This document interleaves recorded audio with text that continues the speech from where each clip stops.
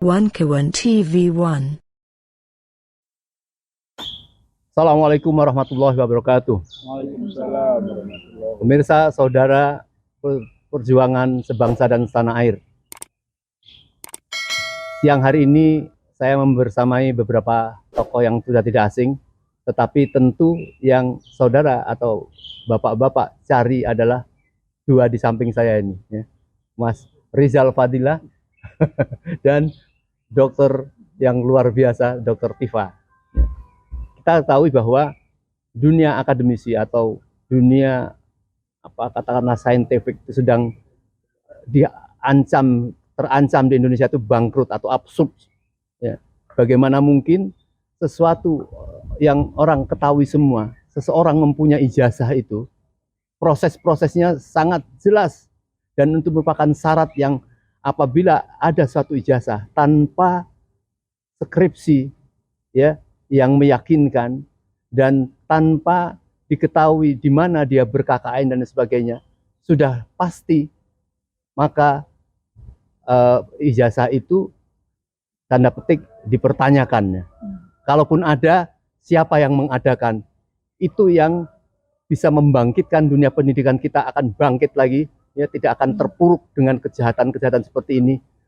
Bersabar, insya Allah para pejuang-pejuang seperti Rismon, ya, seperti Mas Suryo, ada Bu Tifa dan lain sebagainya. Insya Allah, Allah akan melindungi, rakyat akan melindungi. Saya kira ini yang kita harapkan ke depan.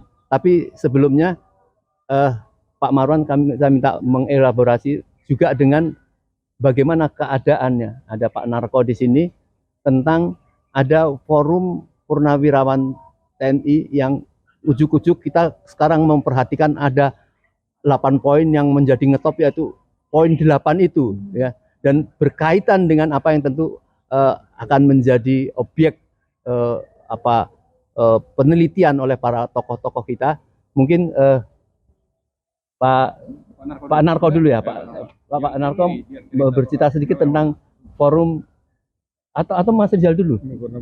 Pak Narko dulu ya.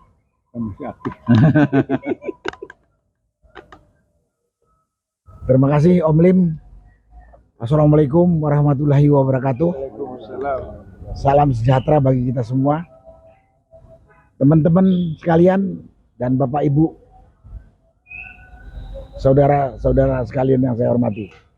Saya diberi kehormatan untuk berbicara berkaitan dengan adanya pernyataan yang disampaikan oleh Forum Purnawirawan TNI pada tanggal 17 April yang lalu, yang kita ada bacakan 8 pernyataan, tapi kelihatannya yang menjadi topik perhatian adalah poin yang ke-8, yaitu permintaan untuk memakzulkan Gibran sebagai wakil presiden karena keputusan MK dianggap atau kita tahu melanggar undang-undang pemilu dan masalah kekuasaan kehakiman. Jadi kita juga punya lawyer, udah mempelajari hal itu. Pada kesempatan ini mungkin saya ulang lagi bahwa 8 poin pernyataan itu tidak muncul ujuk-ujuk begitu saja dari benaknya para purnawirawan. Karena para purnawirawan ini juga rakyat yang bergaul dengan masyarakat umum, mendengarkan kegalauan, kegelisahan, dan kekhawatiran terhadap negara ini. Nah, karena itulah kemudian dihimpun, kita analisis dengan para pakar politik dan hukum, kita sampaikanlah 8 poin itu. Yang sebenarnya 8 poin itu mau kita sampaikan secara tertutup kepada Presiden, tapi kayak yang tidak ada respon dari Presiden Prabowo, ya kita sampaikanlah 8 poin pernyataan itu pada forum yang terbuka pada tanggal 17 April kemarin. Itu yang bisa saya sampaikan pada kesempatan ini. Nanti poin-poinnya kita akan bahas. Apalagi masalah poin ke-8 tadi yang menjadi pusat perhatian atau titik perhatian rakyat secara umum. Sekian, terima kasih. Wassalamualaikum warahmatullahi wabarakatuh. Waalaikumsalam warahmatullahi wabarakatuh. Baik, saya akan beralih kepada Dr. Tifa ya. Beliau ini jangan dianggap bahwa seorang medis, seorang ahli, seorang dokter hanya mengerti wilayah masalah itu. Beliau ini perlu diketahui sedang menjadi kandidat doktor atau sedang menyelesaikan program doktor ya, di bidang politik di Bandung ya, di Unisba ya. Unpad, maaf, Unpad, Universitas Pajajaran. Maka tadi seperti kita dengar Pak Narko memberikan alasan bahwa poin 8 yang tentu menjadi ramai sekarang ini berkaitan tadi disampaikan juga dengan masalah ada alasan konstitusi yaitu MK, dan yang penting lagi tentu membahas masalah Gibran yang tentu dibahas juga tentang salah satunya juga masalah ijazah. Saya berharap Bu Tifa bisa memberikan keterangan yang singkat padat masalah tentu ijazah Jokowi dan ijazah Gibran tentunya yang menjadi kekhawatiran bangsa Indonesia sekarang ini belum selesai, dan apalagi menyambut beliau ini berkedudukan menjadi wakil presiden yang bisa berbahaya karena Prabowo apabila ada halangan kemudian digantikan oleh presiden seperti itu, ini yang mungkin menjadi gempar. Silakan Bu Tifa. Baik, bismillahirrahmanirrahim. Assalamualaikum warahmatullahi wabarakatuh. Ya, ada beberapa poin yang ingin saya sampaikan, mudah-mudahan bermanfaat bagi seluruh rakyat Indonesia. Jadi persoalan Gibran yang saat ini sedang diberikan sebuah catatan yang sangat keras dari para purnawiran TNI, sebetulnya sejak tahun 2023 pun sudah baik saya secara pribadi maupun bersama-sama juga dengan kelompok kami yang kami sebut sebagai Barakemang itu sudah menyampaikan tentang kekhawatiran kami apabila Gibran ini menjadi wakil presiden. Ada 3 hal yang saat ini saya sampaikan. Pertama adalah soal kapasitas, kemudian yang kedua adalah soal moralitas, kemudian yang ketiga adalah soal integritas. Ya. Kapasitas ini tentu saja harus tercermin karena ini adalah seorang pemimpin, calon pemimpin waktu itu ya tahun 2023. Kapasitas yang kemudian bisa dipertanggungjawabkan tentu saja adalah dari latar belakang pendidikan, yang mana sejauh yang sudah saya lakukan penelitian, bahkan pun juga saya observasi langsung di lapangan, terdapat banyak sekali hal-hal yang ternyata tidak berkesesuaian dengan apa yang bersangkutan sendiri sampaikan, baik di wilayah publik maupun di wilayah administratif. Ketika yang bersangkutan mencalonkan diri dan kemudian terpilih menjadi wali kota Surakarta dan kemudian maju menjadi wakil presiden. Ya. Ketidaksinkronan itu sudah pula kami sampaikan di berbagai forum formal, termasuk kami juga sudah beraudiensi waktu itu dengan DPD, ya. Kami sampaikan bahwa ada catatan-catatan yang kemudian juga sudah pula dilakukan katakanlah rasionalisasi dari yang bersangkutan. Dan pada saat itu kami juga sudah sampaikan bahwa ada ketidaksesuaian ya. Saya menghindari pemalsuan ya, tidak sesuaian, ketidaksinkronan dari sisi timeline pendidikan, di mana yang bersangkutan mengaku sebagai siswa sekolah menengah atas di Singapura, kemudian melanjutkan ke salah satu perguruan tinggi di Australia, dan kemudian meneruskan di salah satu perguruan tinggi di Singapura. Dan itu ternyata tidak benar, karena banyak bukti yang kami temukan bahwa yang bersangkutan ternyata melanjutkan dari SMP-nya, melanjutkan SMA-nya bukan di Singapura, tapi di Surakarta sendiri. Jadi beliau yang bersangkutan menempuh pendidikan SMA di SMA Santo Yosef Solo selama 2 tahun, dan kemudian meneruskan atau pindah sekolah di SMK Kristen Solo juga.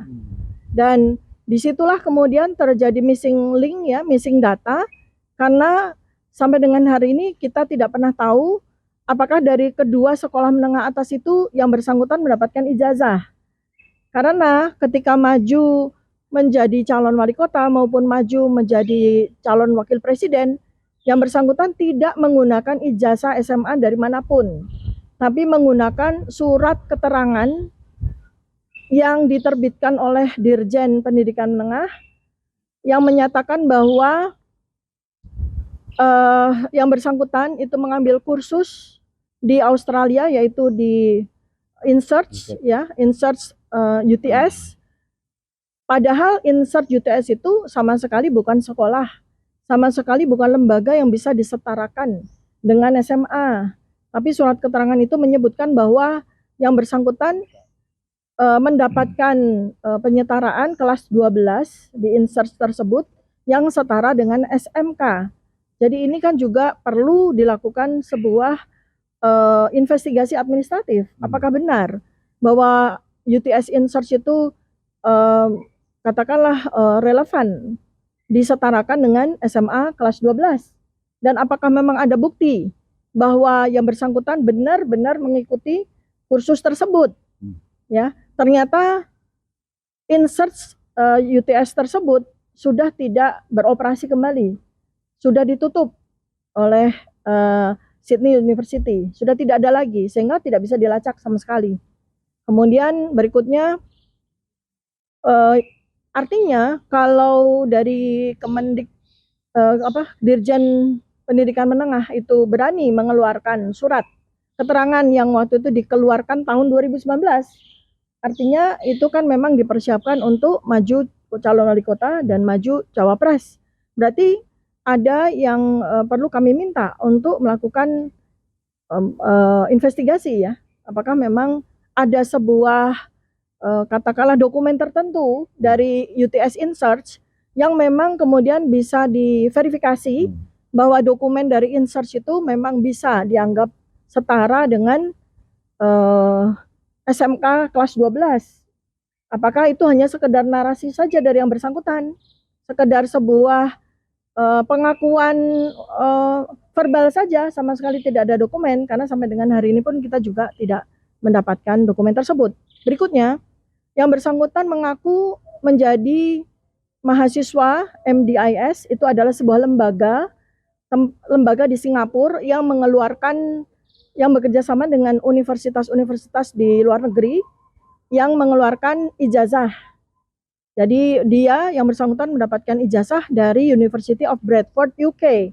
Tapi yang bersangkutan untuk diketahui tidak pernah sama sekali mengikuti perkuliahan di University Bradford. Karena sepanjang data-data yang ada di media, yang bersangkutan terlihat berfoto pada saat wisuda, itu di mana di dalam foto tersebut tertulis MDIS, ya, adalah sebuah lembaga yang berkedudukan di Singapura. Nah, dan itulah yang kemudian diaku sebagai tingkat kesarjanaannya yang bersangkutan, ya kan? Nah, masalahnya kan menjadi sebuah hal yang harus betul-betul diinvestigasi, karena di dalam undang-undang pemilihan umum, syarat bagi calon presiden dan wakil presiden itu adalah memiliki ijazah dan atau setara dengan SMA minimal. Nah, ini yang pasti tidak dimiliki oleh yang bersangkutan. Jadi yang dipakai sebagai syarat untuk maju wapres kan ijazah SMA, ya, ijazah SMA, bukan ijazah sarjana. Nah, ini perlu kita pertanyakan lagi, apakah yang bersangkutan memiliki ijazah SMA? Dan apakah surat keterangan dari Dirjen Pendidikan Menengah itu layak dianggap mewakili ijazah SMA yang tidak dimiliki oleh yang bersangkutan? Jadi ini mungkin menjadi penambah keterangan dari apa yang dituntutkan oleh para purnawirawan TNI, menambah bobot dari itu. Ini dari sisi kapasitas.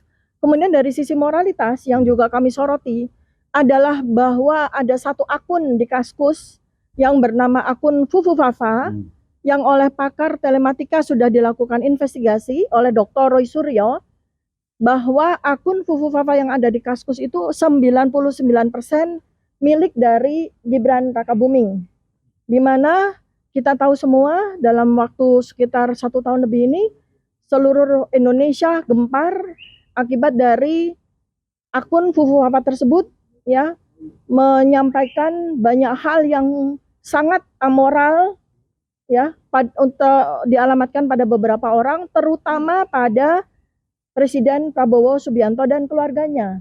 Dan dalam beberapa kali kesempatan saya pun sudah sampaikan bahwa ini tidak cuma soal moralitas, tapi ini adalah indikasi bahwa yang bersangkutan menderita gangguan psikopatologis. Ya, yang tentu saja kalau dari sisi integritas kita bicara, ya ini sangat berbahaya apabila kita punya pemimpin, apalagi seperti yang disampaikan oleh Letnan Jenderal Purnawirawan Sutioso, kalau sampai tentu saja kita tidak berharap bahwa terjadi apa-apa pada Presiden Prabowo Subianto, namun mengingat bahwa beliau ini usianya juga sudah lanjut, ya sudah 73 tahun dengan riwayat penyakit yang juga cukup berisiko, maka tentu saja wajar sekali kalau kita semua itu merasa sangat khawatir apabila Presiden Prabowo Subianto dalam masa presidennya selama 5 tahun sampai 2029 ternyata kemudian mengalami halangan karena sakit, bahkan berhalangan tetap. Nah, itu seperti yang disampaikan oleh Pak Sutioso, itu tentu saja kita sangat khawatir kalau kemudian ternyata Presiden Prabowo digantikan oleh orang yang kapasitasnya masih perlu kita pertanyakan, moralitasnya sudah terbukti melalui akun Fufu Papa, dan integritasnya sebagai pemimpin sangat tidak memenuhi syarat. Ya. Kemudian yang kedua, yang terakhir yang saya sampaikan adalah terkait dengan apa yang saya dengan di sini adalah senior saya, Bapak Rizal Fadilah, sarjana hukum, di mana kami mendapatkan sebuah penuntutan atau pelaporan, ya, bahwa kami dianggap memfitnah dan mencemarkan nama baik dari seseorang, yaitu mantan presiden, ya. Ini kita akan hadapi karena kami berdua adalah orang yang memang melakukan pengkajian itu benar-benar berdasarkan dari ilmu yang sama-sama kami miliki. Kalau dari sisi saya, pertama kali saya menyampaikan pada media kecurigaan saya atau pertanyaan saya, ya lebih tepatnya adalah pertanyaan saya, mempertanyakan dari sisi anatomi dari yang bersangkutan, yang kemudian saya cocokkan, saya lakukan penelitian berdasarkan foto-foto dari ijazah yang beredar di media.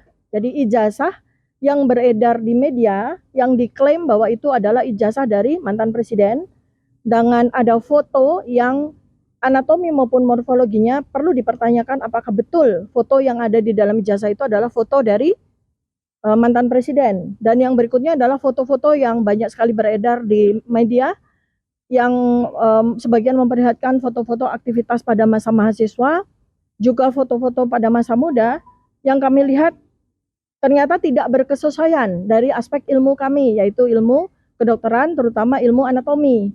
Dan ini yang kemudian kami nyatakan pada beberapa forum, dan barangkali mungkin itulah yang kemudian dinyatakan sebagai fitnah.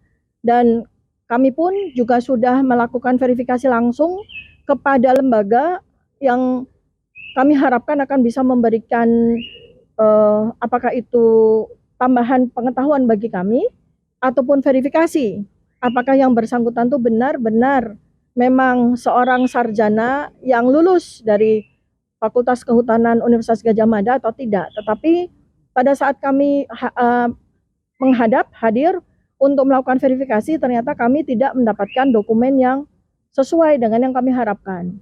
Nah, jadi artinya kalau kami melakukan fitnah sama sekali tidak benar. Yang kami lakukan sebagai ilmuwan, sebagai peneliti, sebagai akademisi adalah kami mempertanyakan informasi-informasi maupun data-data yang beredar di media. Dan naluri seorang ilmuwan, naluri seorang peneliti itu selalu mempertanyakan hal-hal yang tidak sinkron. Kami secara naluri, secara nature itu memiliki curiosity tersendiri terhadap hal-hal yang tidak berkesesuaian, dan kami punya kewajiban bukan sekedar hak untuk menyampaikan kepada khalayak. Karena dengan cara penyampaian itu maka kita insya Allah akan bisa mendapatkan kebenaran yang sejati, yang bisa disusun, bisa dikompilasi dari pendapat maupun penelitian berbagai pihak. Nah, alhamdulillah kami saat ini punya rekan yang sangat capable, yaitu 2 orang dokter ahli digital forensik dan ahli telematika, yaitu Dr. Roy Suryo yang memang sudah lama juga melakukan investigasi terhadap pertanyaan apakah betul tentang ijazah dan skripsi yang bersangkutan. Kemudian juga kawan baru kami, sahabat baru kami, seorang pakar digital forensik kelas internasional, yaitu Dr. Rismon Hasiholan Sianipar. Dan dengan itu maka kami semakin confirm untuk bisa melanjutkan penelitian kami sampai pertanyaan kami bisa terjawab. Apakah memang ijazah yang beredar di media itu betul-betul adalah ijazah atau fotokopi atau ijazah salinan dari ijazah asli? Maka yang diperlukan adalah kami membutuhkan untuk diberikan kesempatan melihat secara langsung ijazah asli yang seharusnya dimiliki oleh seorang sarjana. Dan itulah yang sebetulnya sangat kami harapkan. Maka pada tanggal 16 April 2025, sebagian dari teman-teman TPUA itu menghadap langsung, yang dimana kami harapkan pada waktu itu mereka menjadi eyewitness, menjadi saksi bahwa memang betul ijazah asli dimiliki oleh yang bersangkutan. Ternyata pada waktu itu pun juga tidak ada hasil sesuai dengan harapan kami. Demikian yang bisa saya sampaikan, mudah-mudahan sesuai dengan apa yang diharapkan oleh rakyat Indonesia secara keseluruhan. Mari kita bersama-sama, kita tegakkan kebenaran. Kebenaran apapun. Kalau memang yang bersangkutan memang betul-betul punya ijazah, ya alhamdulillah, artinya selesai sampai di sini. Tapi kalau yang bersangkutan ternyata tidak punya ijazah, maka mari kita cari solusinya sama-sama. Bagaimana kita memiliki seorang pemimpin selama 10 tahun, ternyata secara administratif tidak memenuhi dari syarat yang seharusnya. Terima kasih. Assalamualaikum warahmatullahi wabarakatuh. Waalaikumsalam warahmatullahi wabarakatuh. Luar biasa ya. Apa yang disampaikan Bu Dr. Tifa, kami harap hadirin halayak kita acungkan jempol, tepuk tangan, walaupun beliau tidak menghendaki itu ya. Tetapi ini yang tadi saya katakan bahwa mengapa dunia scientific katakanlah itu menjadi absurd, menjadi tidak jelas ya. Apa yang disampaikan para pejuang, para ilmuwan tadi yang disebutkan ada Risman Hasigolan, Sianipar dan Dr. Rosuryo dan sebagainya. Apabila dunia saintifik seperti itu diancam, dibidik seperti ini ya, maka saya khawatir para dosen, para guru besar takut menyampaikan sesuatu kebenaran nanti akan diancam menjadi menyebarkan suatu kebencian soal itu. Ini yang harus menjadi resah kita. Tetapi melihat penjelasan dari Bu Tifa tadi, saya menjadi bangga gitu ya. Masih ada harapannya kita bisa memperbaiki negeri ini.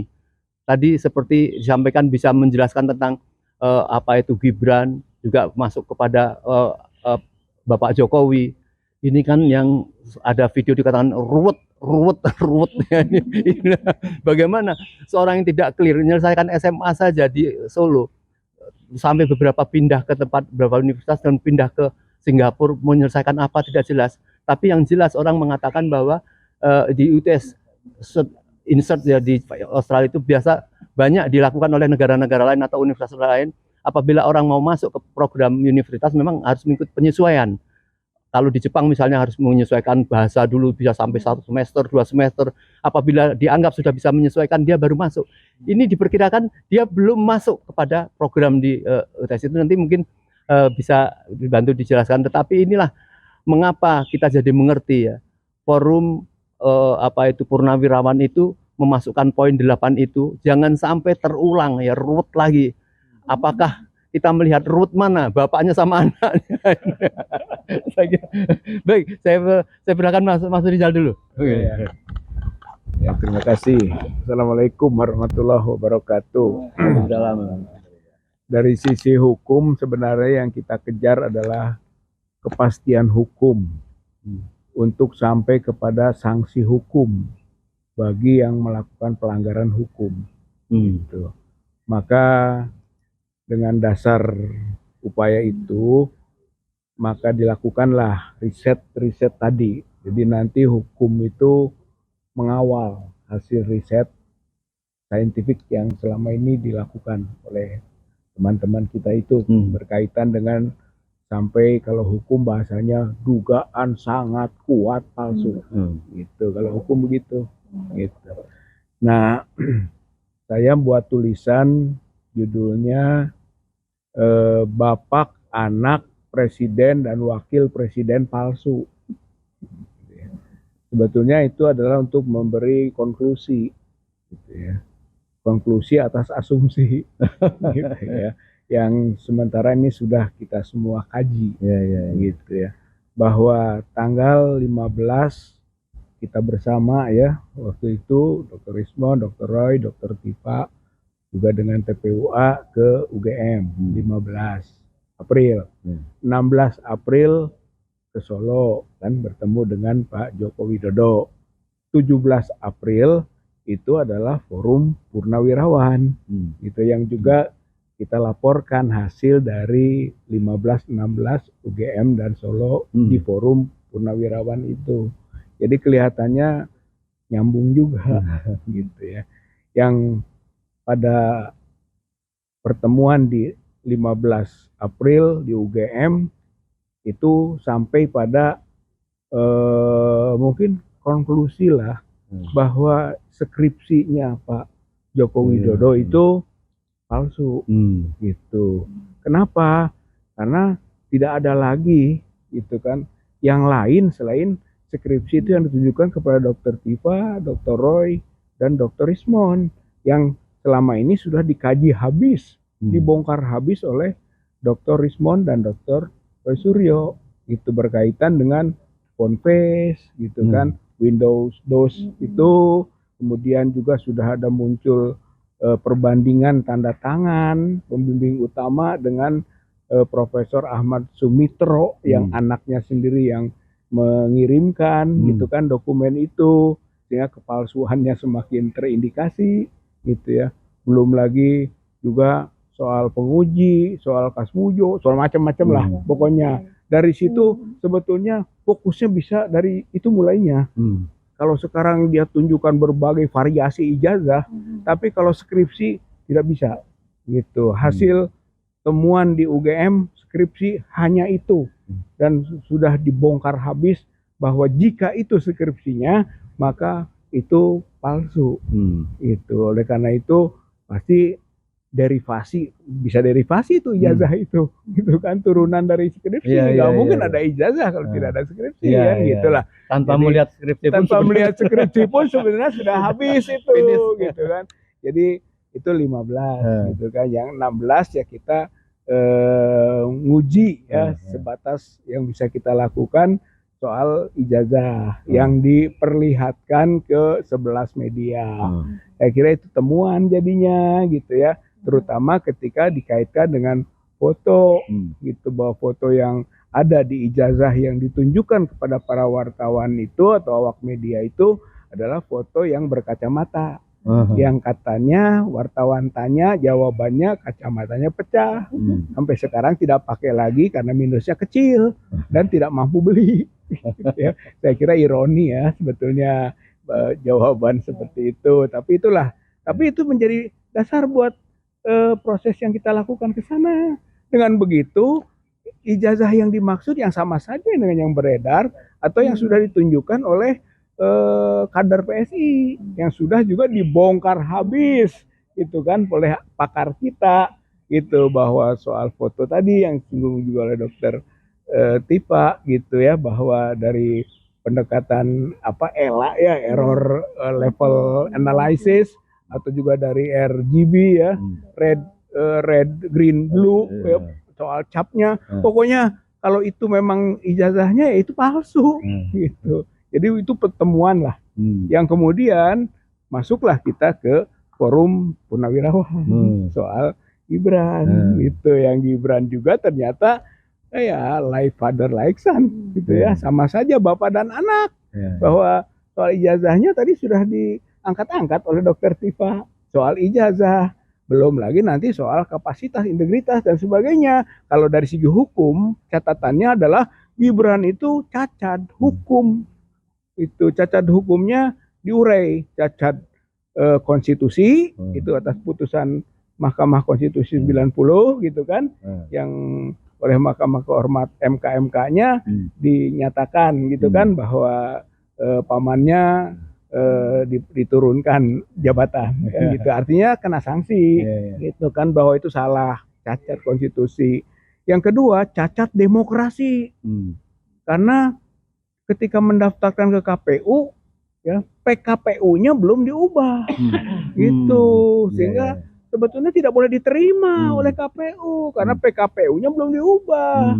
Gitu. Maka jadi cacat demokrasi karena KPU itu adalah elemen demokrasi. Yang ketiga, dia cacat hak asasi. Karena High Commission of Human Rights gitu kan, itu sudah memutuskan bahwa Indonesia termasuk pelanggar HAM.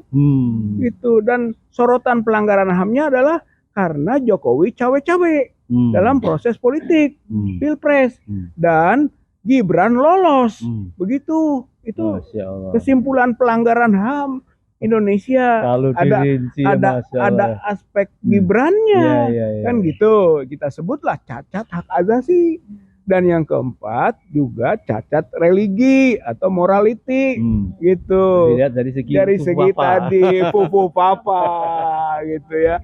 Maksudnya konklusinya kan konklusi lagi nih, bahwa dengan begitu perbuatan tercela sulit dibantah. Tarik ke dalam lagi persyaratan untuk menjadi wapres tidak dipenuhi, gitu. Oleh karenanya dengan aspek persyaratan dan perbuatan tercela, pasal 7A Undang-Undang Dasar 45 bisa diberlakukan. Gitu. Jadi nyambung dengan pernyataan para purnawirawan, harus dimakzulkan. Karena cacat-cacat tadi sampai kepada terpenuhinya pasal 7A Undang-Undang Dasar 45 gitu. Jadi sudahlah gitu kan, bahwa Jokowi ini harus segera ditangkap dan diadili. Tangkap, adili. Dari situlah nanti akan bisa kita dapatkan sesuatu dari kerusakan bangsa dan negara. Gitu. Dan yang kedua, Gibran makzulkan. Itu jadi satu paket itu, bapak dan anak itu. Gitu kan. Jadi tangkap, adili Jokowi, Gibran makzulkan. Tapi juga peluangnya ada. Gibran tangkap dan adili juga gitu. Tapi nantilah itu satu-satu gitu kan. Kita ikuti dulu purnawirawan lah. Gitu ya. Oh, makzulkan dulu. Ganti dulu wakil presiden Republik Indonesia. Dengan begitu kita mulai membuat rumusan alif ba ta perbaikan negara. Gitu ya. Kalau tidak dari situ kita tidak bisa melakukan perbaikan apa-apa. Dan Presiden Prabowo tidak punya harapan kalau tidak mendukung proses yang kita sebut alif ba ta perbaikan itu. Saya kira ini yang bisa saya sampaikan, Om Lee. Ya, baik. Terima kasih sekali pada Bapak Rizal ya. Tadi luar biasa dari Dr. Tifa dan Mas Rizal. Saya berharap nanti lebih merincikan hal-hal yang penting ya. Saudara melihat ini bukan dalam rangka menjelek-jelekkan, tetapi menjelaskan bagaimana jeleknya ya. Kedua anak-anak ini ya, kalau memaparkan itu kan ini kan ada unsur saintifiknya gitu, sehingga orang bisa paham apa yang dilakukan oleh forum purnawirawan itu, melakukan menelurkan tentang poin-poin 8 poin itu, dan yang paling keren adalah poin ke-8 itu tidak sembarangan. Saya kira sejalan dengan apa yang mungkin bukan saja analisa dari para purnawirawan, tapi juga mengetahui apa yang disampaikan beliau-beliau ini. Ya. Saya kira mungkin Pak Narto, mungkin Pak Marwan dulu, Pak Marwan dulu. Ya. Ya, terima kasih Om Lee.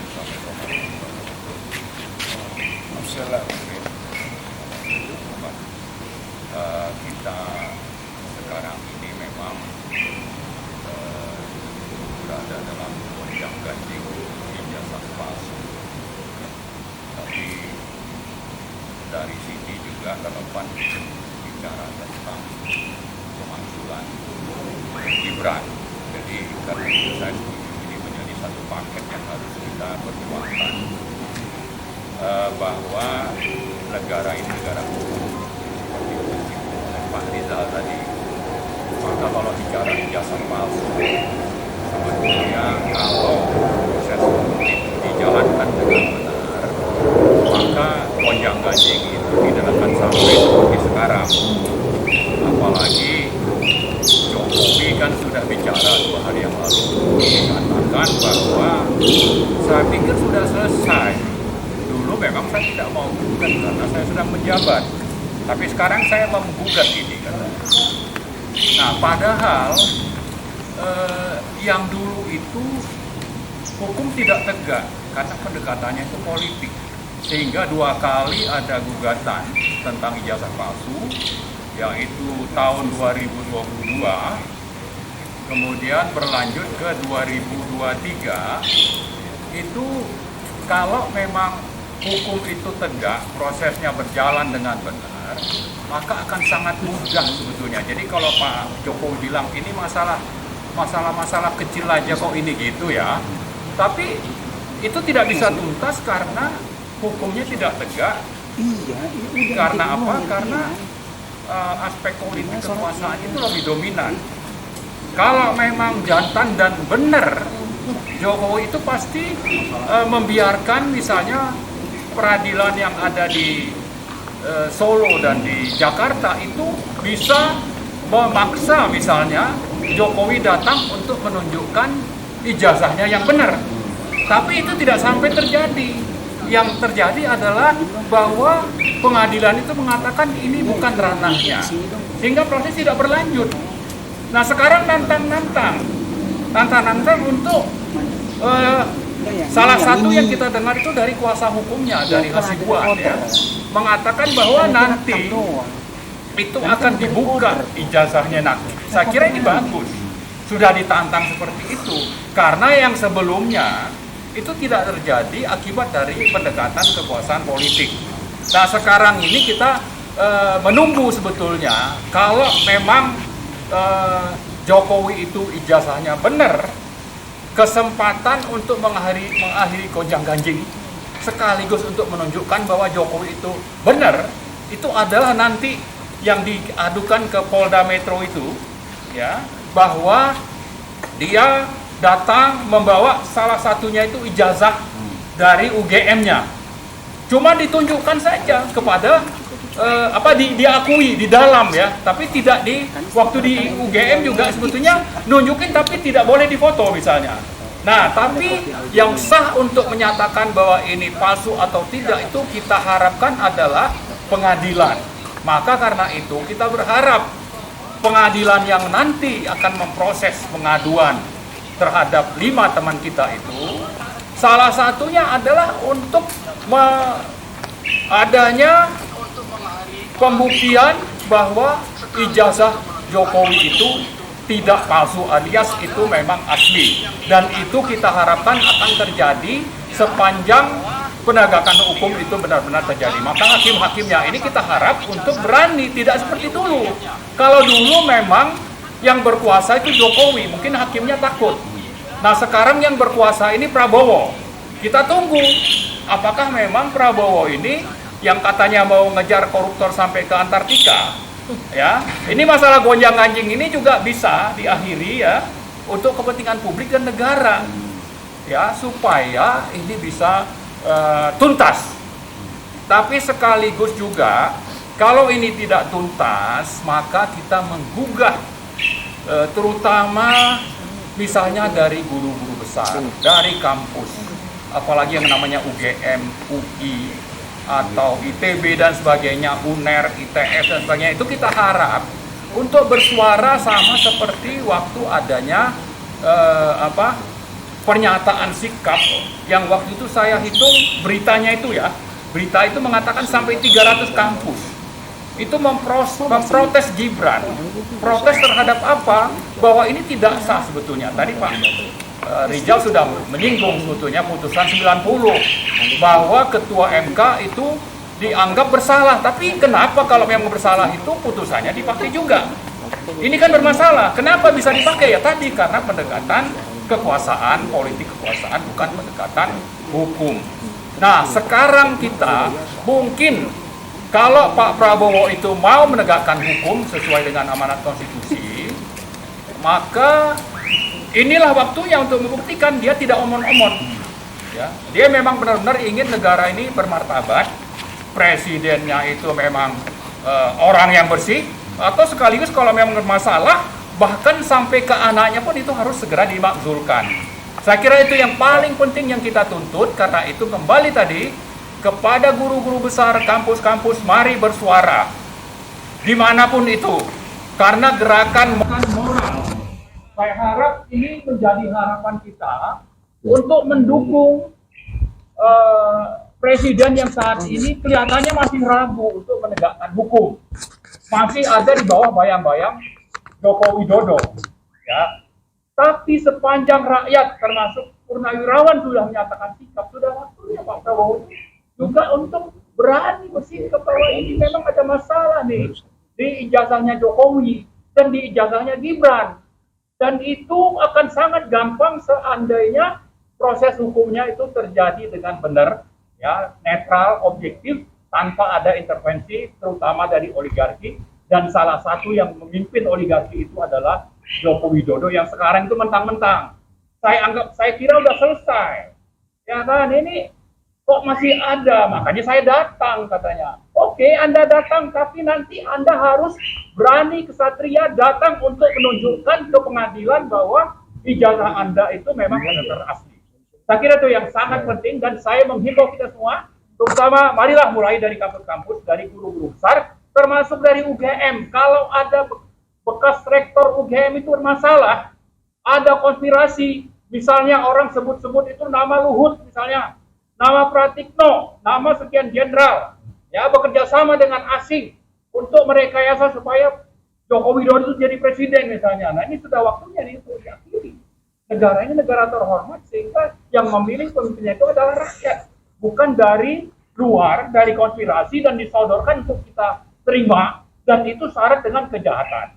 Kejahatan moral, kejahatan konstitusi, kejahatan misalnya demokrasi, kejahatan terhadap peraturan dan sebagainya. Ini saya kira sesuatu yang harus segera diakhiri, dan salah satu yang sangat kita harapkan adalah bagaimana Prabowo itu bersikap dengan objektif, dengan benar, dan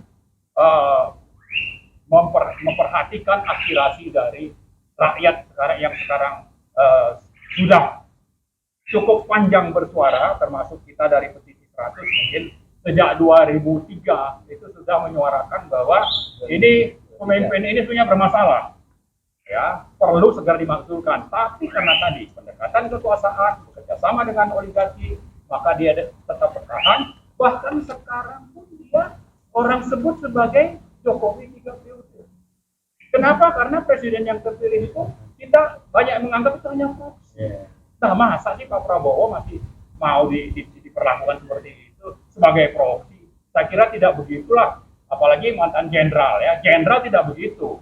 Jenderal akan bersatu dengan rakyat, karena itu mari kita tunggu Pak Prabowo untuk bersikap, dan jangan halangi terjadinya proses pengadilan, proses hukum yang benar di kasus ijazah palsunya Jokowi ini. Nanti saya akan kejar dari Pak Marwan, ya, karena pernyataan-pernyataan tadi cukup tajam sekali, ya.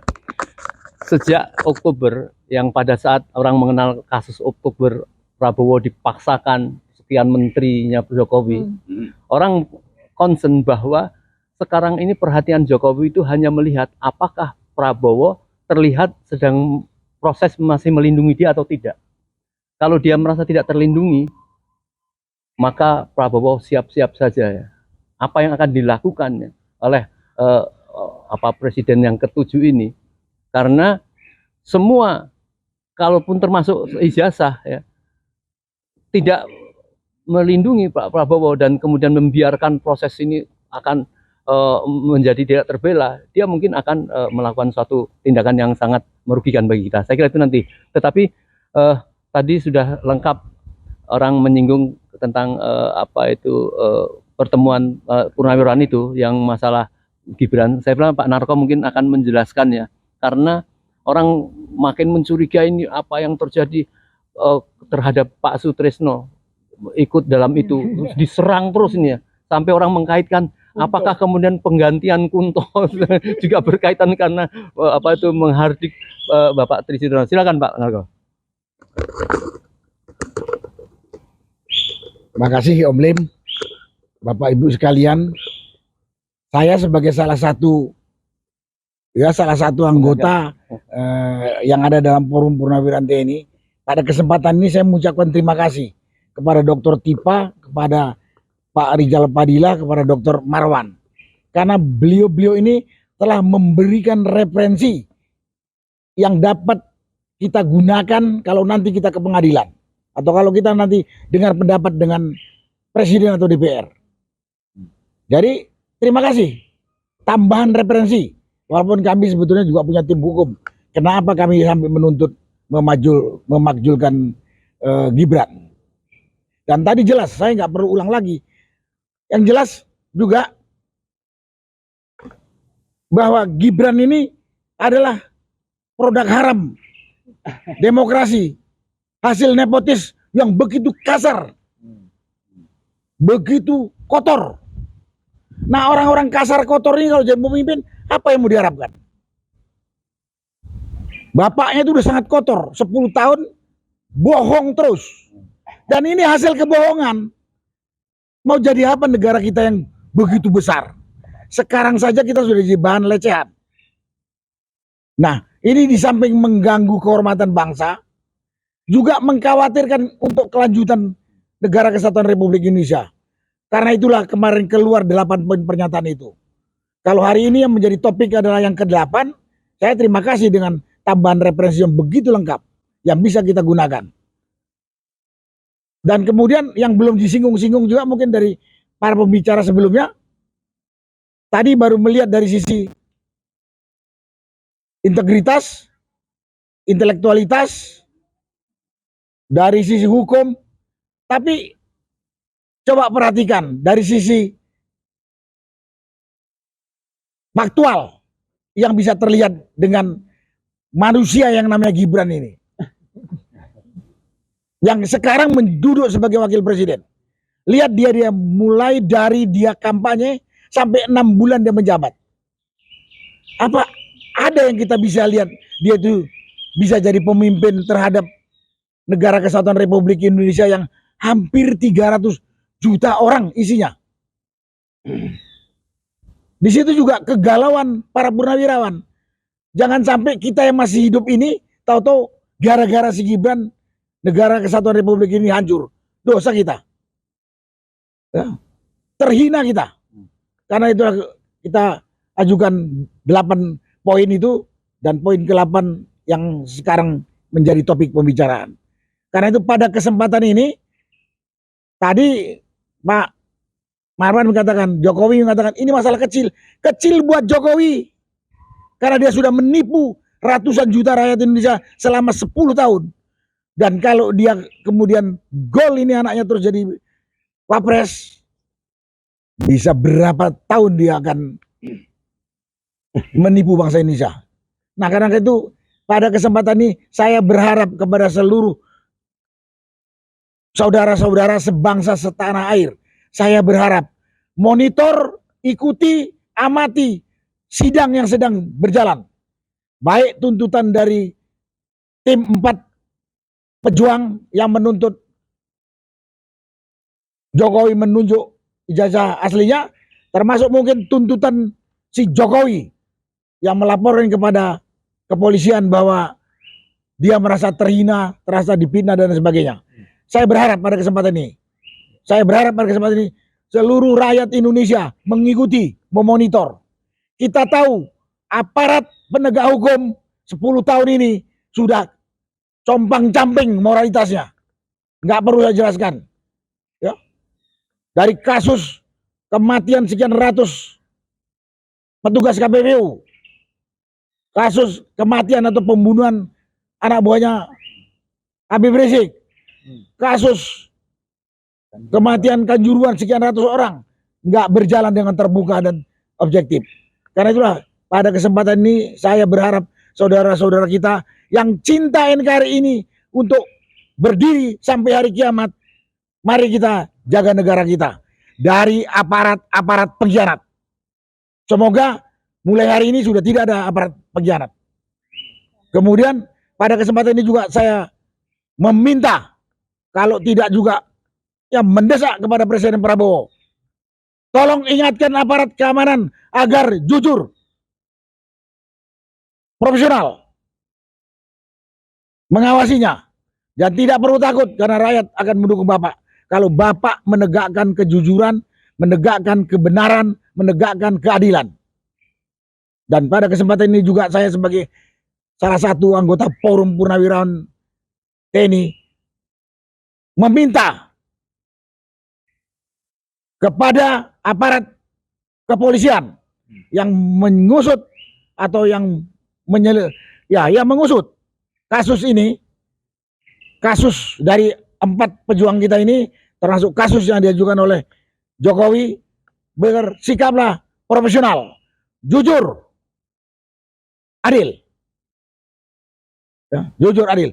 Kami tahu Jokowi ini masih tegak berdiri seperti sari karena ada satu konspirasi jahat yang melindunginya. Dan kami juga tahu, kira-kira kalau Jokowi ini hancur, konspirasi itu juga diduga akan hancur. Karena itu konspirasi ini menjaga. Tadi orang-orangnya sudah disebut oleh Pak Mursalin. Tolong dah kepada saudara-saudara sebangsa tanah air. Kita punya tanggung jawab moral. Kita punya tanggung jawab menjaga negara kesatuan Republik Indonesia yang sudah didirikan oleh Founding Fathers negeri ini, yang notabene orang tua kita dengan darah dan nyawa. Dan kita juga bertanggung jawab untuk kelanjutan anak cucu kita. Jangan seperti para komprador asing atau para pengkhianat yang hanya berpikir hanya untuk kepentingan perutnya dan perut keluarganya. Berpikirlah untuk kepentingan 300 juta rakyat Indonesia ini. Salah satunya yaitu kita harus dapat pemimpin yang benar, pemimpin yang jujur, pemimpin yang amanah, bukan yang pelangak-pelunguk seperti yang kita lihat saat ini. Itulah yang bisa saya sampaikan pada kesempatan ini. Terima kasih. Silakan Pak Om Mursalin. Terima kasih Pak Narko. Insya Allah saya melihat rakyat tentu banyak yang mendukung dan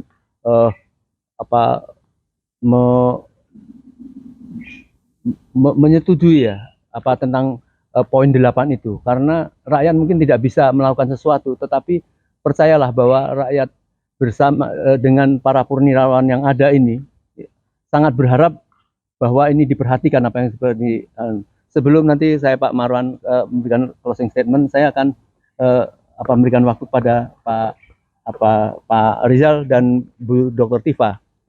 Terus terang, tentu rakyat sedang bersiap-siap dan selalu memperhatikan apabila para ilmuwan kita ini diperlakukan ya, kemudian dibidik seperti itu. Saya kira kalau tidak sesuai dengan apa yang mereka lakukan dalam memberikan edukasi itu, akan terima. Tetapi ini kan mereka santai saya lihat ya, karena sudah tahu lah. Tapi intinya begini, Mas Rizal. Kita tertarik ya pada tulisan Mas Rizal yang kemarin. Saya kira banyak yang sudah membaca tentang bahwa UGM bisa dibubarkan.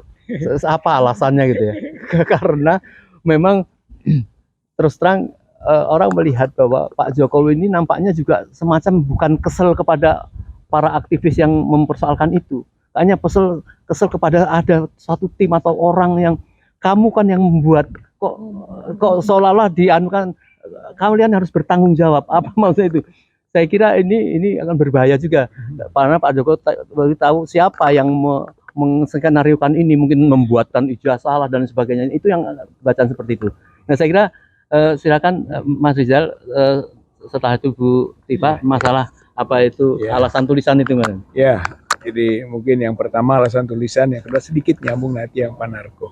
Yang pertama adalah bahwa saya bongkar-bongkar Permendikbud ya, Permendikbud nomor 7 tahun 2020 tentang pendirian, perubahan, pembubaran PTN dan pencabutan izin PTS.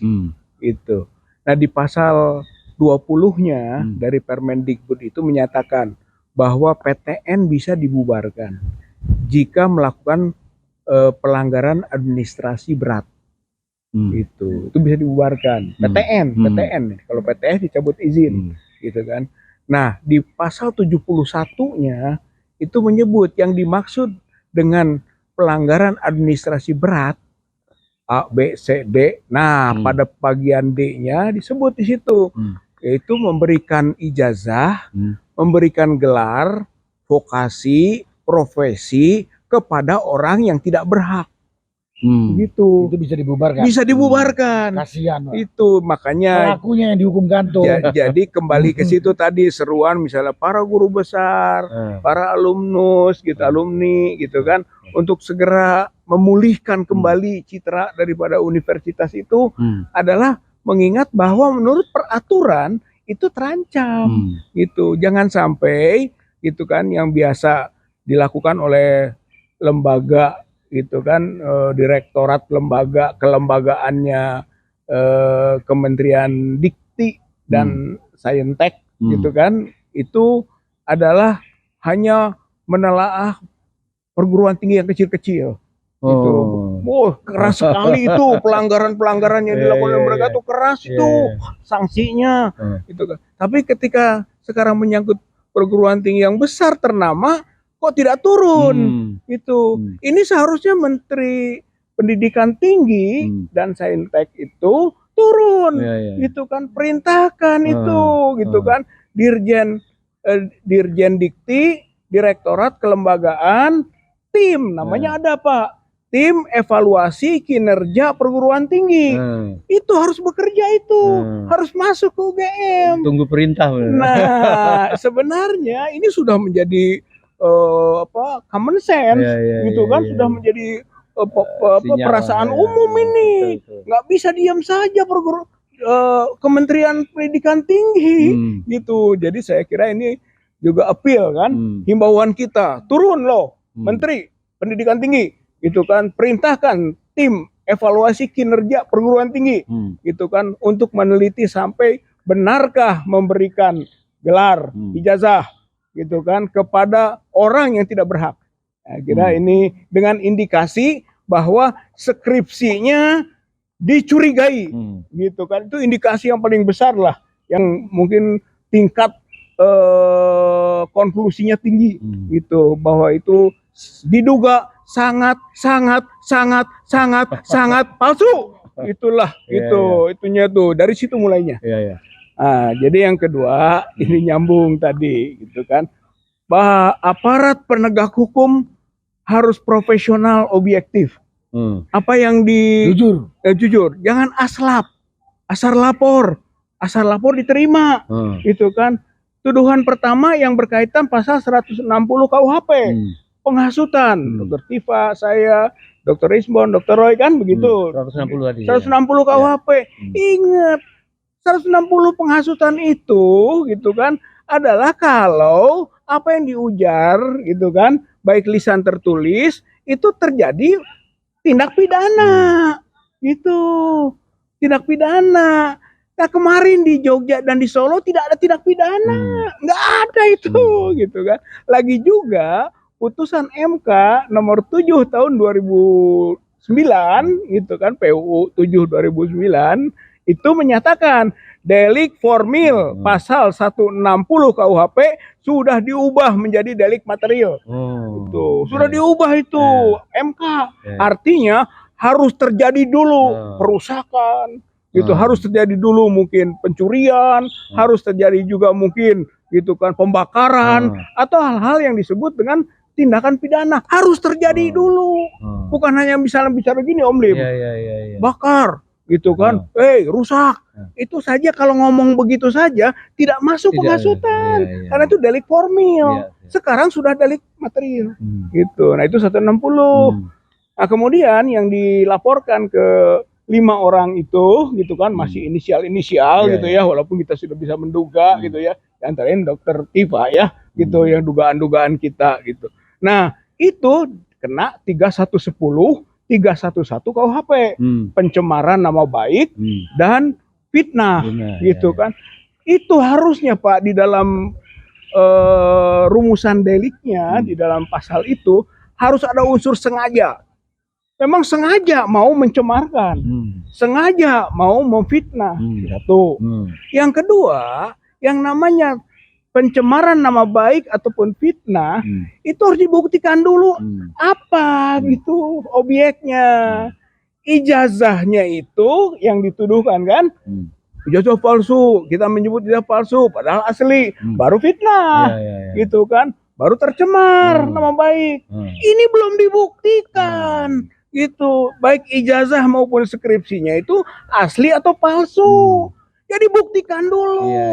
Selama itu belum dibuktikan nggak bisa itu laporan pasal 3110, 311, 27A Undang-Undang ITE, 27 ayat 3 Undang-Undang ITE yang dikaitkan dengan itu, Pak.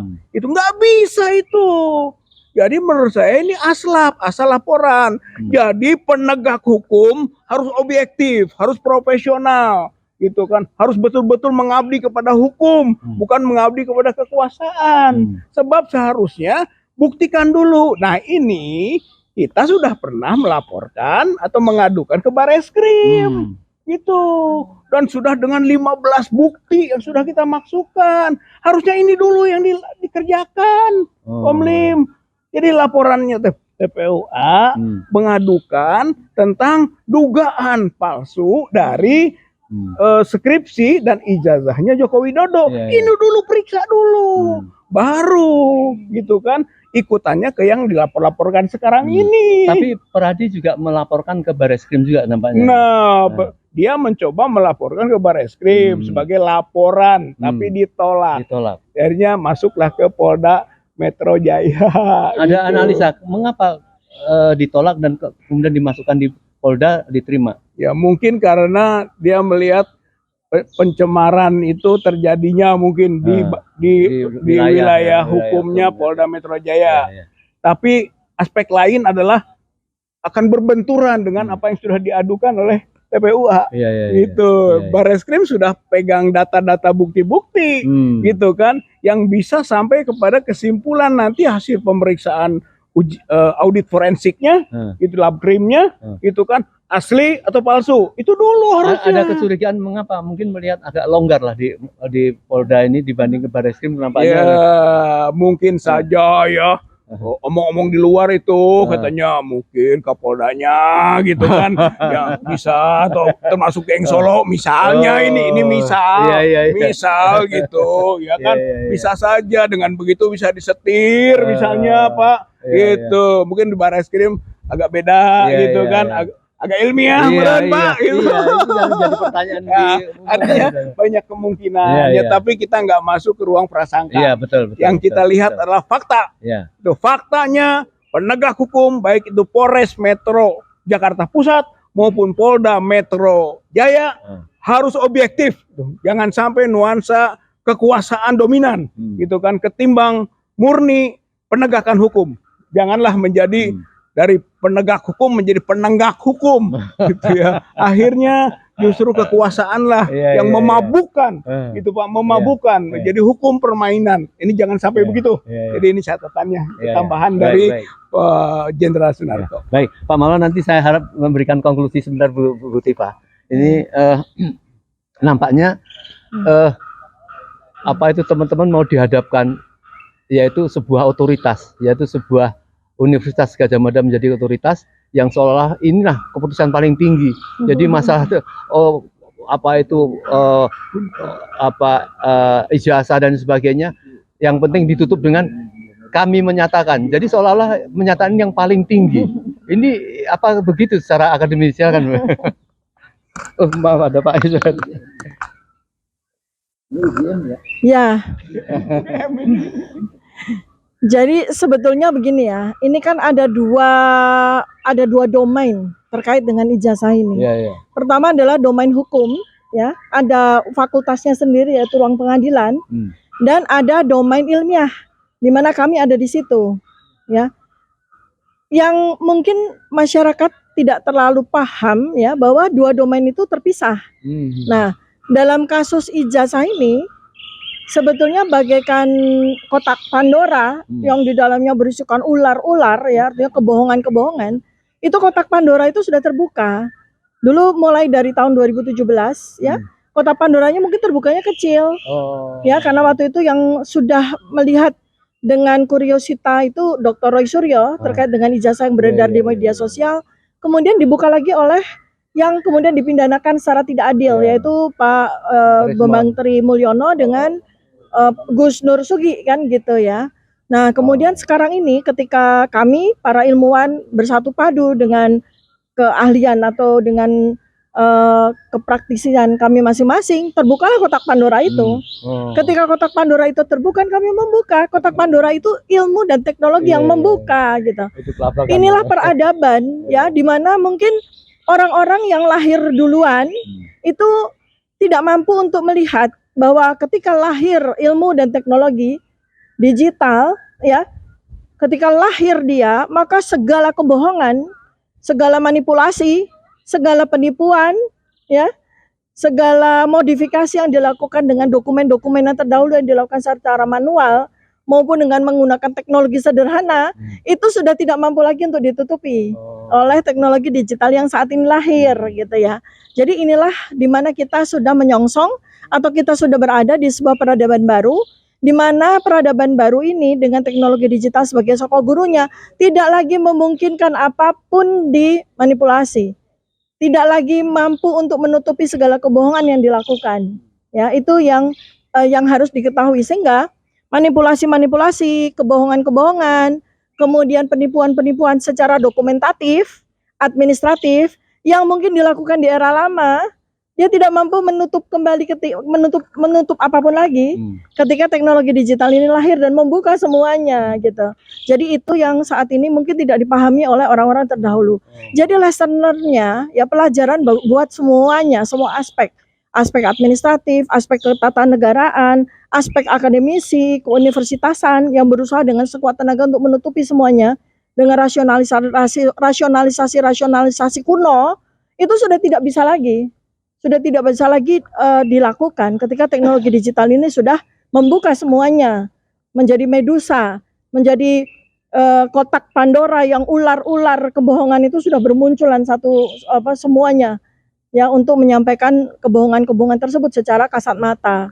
Nah, sekarang kami para akademisi, orang-orang peneliti seperti ini istilahnya dilaporkan lah ya gitu ya.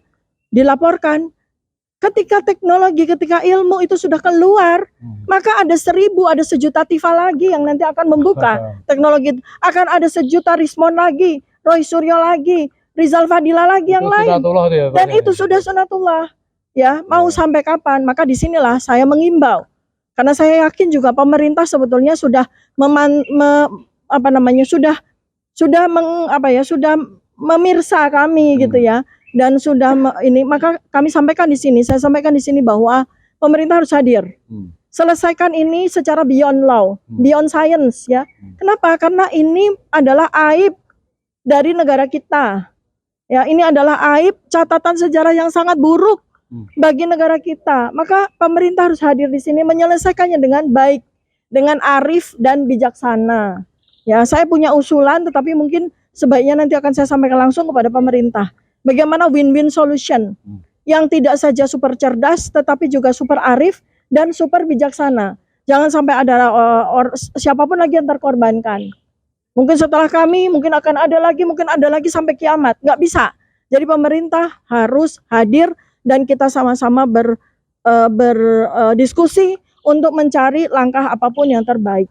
Itu yang bisa saya sampaikan sebagai seorang yang berkecimpung dalam dunia ilmiah. Ya, tetapi kalau orang hukum mungkin beda lagi, mungkin ya tuntutan hukumnya mungkin beda lagi ya. Kalau saya, bagaimana kita bisa menyelesaikan ini tanpa mencederai, tanpa merusak sejarah Indonesia. Karena apa yang sudah terjadi sudah tercatat, tidak bisa dihapus lagi. Tapi ke depannya, kalau kemudian kriminalisasi dilakukan terus-menerus kepada para ilmuwan, ya, dengan ilmu dan teknologi mau diberangus dengan cara apa, tidak bisa. Ya, jadi itu yang saya tekankan betul kepada pemerintah. Karena ini kita perang bukan soal hukum, bukan soal sains, ini beyond hukum, beyond science. Dan di saat titik momen inilah pemerintah harus hadir. Ya, harus hadir, tidak cukup dalam forum fakultas pengadilan, tidak cukup dalam forum fakultas universitas, karena toh juga tidak bisa. Gitu, karena otoritasnya yang salah kaprah itu membuat ini semua menjadi nihil dan tidak solutif, maka pemerintah sekali lagi saya imbau untuk hadir. Demikian yang bisa saya sampaikan, Om Lim. Terima kasih banyak. Terima kasih Dr. Diva. Saya kira saya senang mendengar tadi apa yang disampaikan, keyakinannya bahwa perjuangan kebaikan ini pasti ya akan tumbuh ya, sebagaimana orang mengatakan gugur 1 tumbuh 1000 ya. Ini keyakinan yang menyenangkan ya. Artinya tidak cuma bahwa ini perjuangannya sekian orang, enggak, beliau yakin akan ada tifa-tifa baru, akan ada respon-respon baru, ada roy baru, karena semua orang itu ada semua ada tuntutan kebaikan yang harus dilakukan tiap orang. Sebelum saya harap Pak Marwan memberikan konklusi dari apa yang disampaikan ini, ada Pak Ismet kan misalkan 2-3 menit komentar tadi ya tentang pusat. Bismillahirrahmanirrahim. Assalamualaikum warahmatullahi wabarakatuh. Waalaikumsalam. Saya pikir apa tadi yang sudah disampaikan oleh para anak bangsa, tokoh nasional dan ilmuwan akademisi yang ada Dr. Tifa, Pak Rizal Fadila, Pak Marwan Batubara, dan tentunya tokoh senior dalam militer Pak Sunarko yang mantan Dirjen Kopassus. Jadi apa yang disampaikan kepada kita semua, tentunya rakyat Indonesia, tentang sebuah peristiwa yang menurut saya ini secara moral, etik, ya, politik, sosial, ekonomi, Indonesia berada di titik nadir. Nah, ini yang harus jadi perhatian betul. Jadi apa yang disampaikan ini bukan mengada-ngada, ya, bukan juga mencari-cari celah, apalagi fitnah. Tapi apa yang disampaikan oleh para tokoh nasional dan akademisi ini adalah sesuatu fakta agar kita rakyat Indonesia bisa melek terhadap sesuatu yang dalam episode sejarah Indonesia ini tadi seperti saya bilang berada pada titik nadir, ya, yang bisa ya menghancurkan cita-cita para founding fathers itu, dan kemerdekaan Indonesia dengan sebuah konstitusi dan diawali dengan berkat rahmat Allah yang Maha Kuasa. Jadi negara bangsa yang sebesar Indonesia ini jangan sampai ya dihancurkan martabatnya, dilecehkan kemerdekaan anak bangsanya dan warga negaranya dengan sebuah peristiwa ijazah yang sesungguhnya ini adalah hal yang sangat sederhana. Jadi dibuat ruwet dan dibuat rumit. Sederhana saja sebenarnya. Seorang katanya ada istilah negarawan. Kalau memang Jokowi ya, sebagai mantan presiden itu sebagai seorang negarawan yang seperti disampaikan oleh para pemujanya, silakan saja. Nih ijazah, 1 lembar ijazah yang menunjukkan bahwa saya adalah benar sebagai seorang warga negara, bukan politik kebohongan yang diagung-agungkan, tapi Indonesia ini harus menegakkan politik kejujuran. Nah, inilah yang semakin membuat anak bangsa ini dioyak-oyak, kemudian ketatanegaraan ini dipermainkan begitu saja oleh sekelompok orang atau yang disebut dengan Jokowi sekeluarga dan antek-anteknya. Nah, ini kan sangat naif. 27 tahun reformasi Indonesia yang menggebu-gebu untuk menghapuskan yang disebut KKN, bukannya tambah benar, malah tambah rusak setelah 27 tahun. Ini kan sangat naif. Kita sebagai anak bangsa harus memperjuangkan tegaknya Indonesia, negara kesatuan Republik Indonesia yang adil, makmur, dan berkeadilan sosial bagi seluruh rakyat Indonesia. Demikian. Assalamualaikum warahmatullahi wabarakatuh. Pak Marwan, saya kira ini tugas berat untuk memberikan konklusi ya, karena Pak Marwan juga koordinator Badan Pekerja Deputi 100 ya, Petisi 100, dan kemudian komando yang mau dilakukan pupung yang sebelah sudah megang tokat nih Pak. Panglimanya di sini. Bukan komandan lapangan. Ya, terima kasih Om Lim. Jadi pertama bahwa dengan perkembangan teknologi, maka kalau mau nipu itu dulu mungkin lolos, kalau sekarang enggak gitu. Itu mungkin catatan penting ya. Nah, kemudian yang kedua dengan sosmed itu yang sedang menjalankan kebijakan atau ada proses pengadilan, termasuk di MK misalnya, putusan itu kalau tidak ramai di medsos, itu bisa aman bagi yang jahat.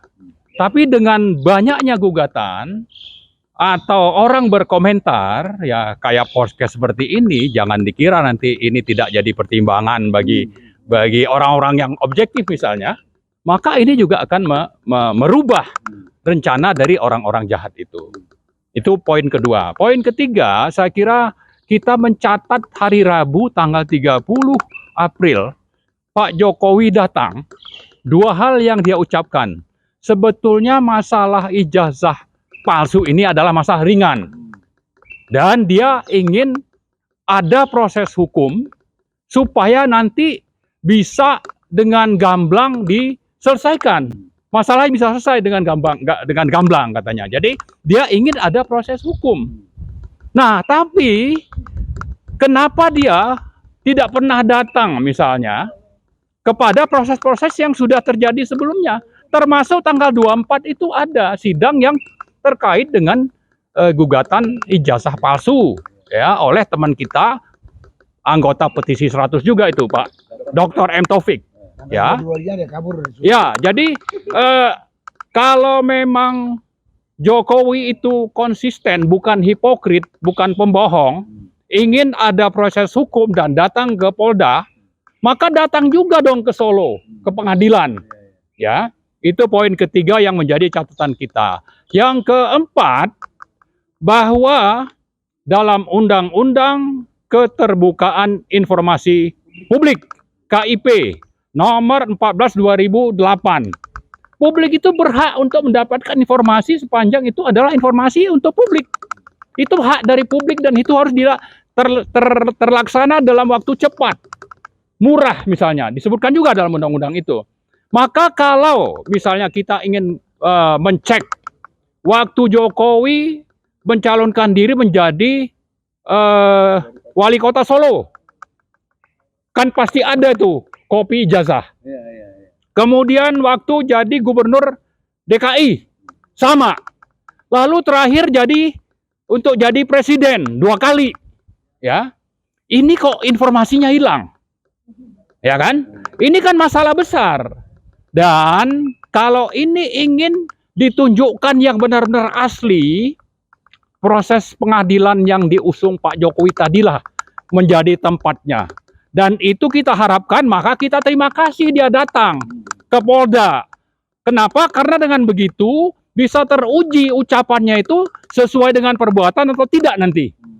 Kita berharap setelah polisi melakukan penyidikan, mungkin manggil siapa teman-teman kita ini, maka proses untuk terjadinya mencari mana yang asli, mana yang palsu, itu dilakukan oleh pengadilan.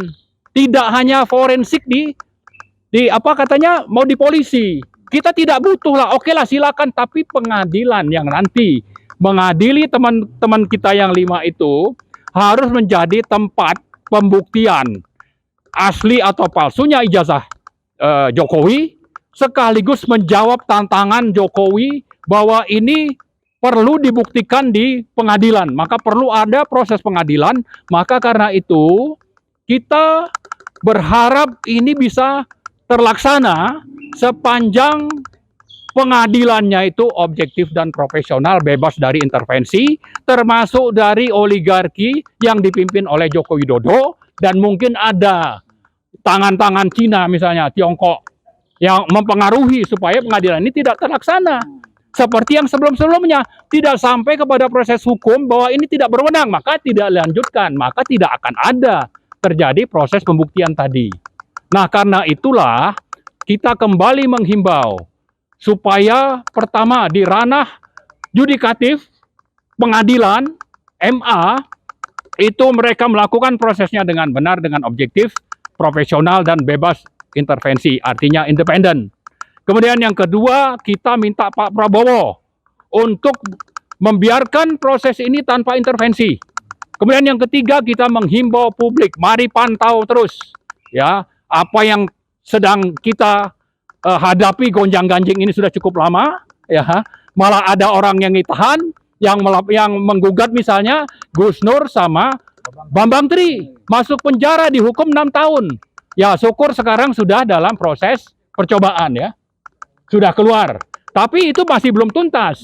Ya, tapi intinya adalah justru yang ingin mencari penegakan hukum dan keadilan, yang ingin ada pembuktian di pengadilan, pengadilan itu sendiri tidak pernah terjadi. Dan ini kita mau Pak Prabowo, rakyat, terutama tadi saya kembali mengingatkan guru-guru besar di kampus, itu marilah bersuara, kita bicara soal nurani dan moral sekarang. Masalah martabat bangsa kita ini, yang berdasarkan konstitusi, dan konstitusi mengatur bahwa ini negara hukum, bukan negara kekuasaan. Yang selama Jokowi memerintah, itu yang terjadi adalah pendekatan kekuasaan, politik kekuasaan, bukan pendekatan hukum. Sehingga yang terjadi seperti sekarang. Maka saya ulang sekali lagi, Pak Prabowo, rakyat, guru-guru besar, mari bangkit untuk supaya keadilan dan hukum ditegakkan. Itu saja, makasih. Baik, saudara sekalian, saya yakin bahwa kita semua ya memenuhi apa yang disampaikan Pak Marwan, harus kita kawal terus ya. Sekarang ini kita tahu bahwa 4 tokoh kita ya sedang dibidik ya. Bapak Rismond, Bapak Roy, Bapak Riza Fadilah, dan dokter yang menjadi andalan ibu-ibu dan kita semua ya. Karena kalau mereka dibidik gitu seperti itu, ini kita akan merasa rakyat ini tercerahkan dengan apa yang diperjuangkan beliau-beliau ini. Tetapi anehnya mereka ini kan dianggap sekarang ini dulu aman-aman saja, setelah ada 4 tokoh ini ya kemudian menjadi berubah. Jadi pendidikan, edukasi mereka kepada rakyat dan timbul satu giroh perlawanan itu dianggap itu merupakan sebuah penghasutan. Mungkin itu saya kira rakyat selalu berada di belakang 4 tokoh ini ya, menjadi kewajiban kita supaya Indonesia bisa selamat. Sekian, assalamualaikum warahmatullahi wabarakatuh. Ya, terima kasih Pak.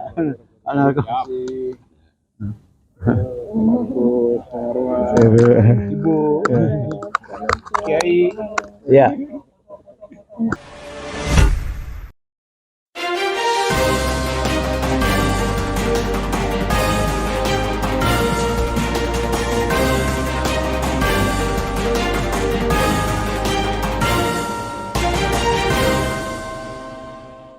One Kawan TV 1